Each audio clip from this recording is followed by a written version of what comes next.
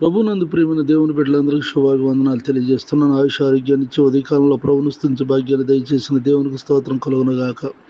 ధనాపేక్ష లేని వారే మీకు కలిగిన వాడితో తృప్తి పొందుడి. ఎబ్రీలకు రాసిన పత్రిక 13:5 ప్రార్థన. కృపగలిగిన మా తండ్రి, దయగలిగిన ప్రభా, నీకు వందనాలు చెల్లిస్తున్నాను. ఈ ప్రార్థనలు ఏకీపిస్తున్నటువంటి ప్రతి వారిని నాయన హృదయ శుద్ధి కలిగిన వారుగా ఉంటూ కలిగిన వాటితో తృప్తిపడుతూ సర్వ సమృద్ధి కలిగిన వారుగా ఉండినట్లుగా దీవెనలతో నింపమని ఆశీర్వదించమని ప్రార్థిస్తున్నాను. ఇంట్లో నుండి బయటకు వెళుతున్నా, బయట నుండి ఇంటికి వస్తున్నా, కావదల భద్రతలో ఉంచండి.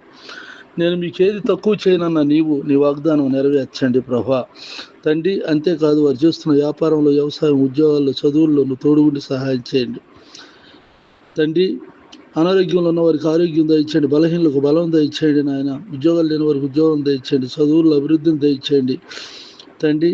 సంతానం లేని వారికి సంతానం దయచేయి, నీ కృపతో నింపమని, ఆర్థిక ఇబ్బందులు తీర్చమని యేసునామమున అడుగుచున్నాను తండ్రి. నా తోటి సేవకులైనటువంటి వారు చేస్తున్న పరిచర్యను కూడా దీవించండి, యేసునామమున అడుగుచున్నాను తండ్రి. దేవుని దయ, ప్రభువైన యేసుక్రీస్తు వారి కృప, పరిశుద్ధాత్మ యొక్క సన్నిధి నిత్యం తోడై